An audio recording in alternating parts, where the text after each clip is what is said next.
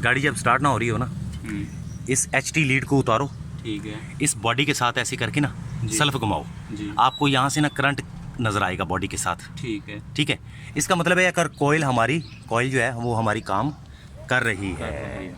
फिर आप लीडें देखो जी। कि यार लीडें कहीं उतरी नहीं उतरी हुई। नहीं। बाज़ औक़ात ना जो हमारा स्पार्किंग प्लग होता है ना, स्पार्किंग प्लग का जो कोना होता है ना एक, वो अक्सर औक़ात एक कैप सी बनी होती है, वो कैप उतर जाए ना तो लीड उसके ऊपर सही तरह से एडजस्ट नहीं होती। जी। कैप ये लीड उतर जाती है, उतर जाती। गाड़ी उतर जाएगी, गाड़ी चलती चलती मिसिंग करेगी। जी।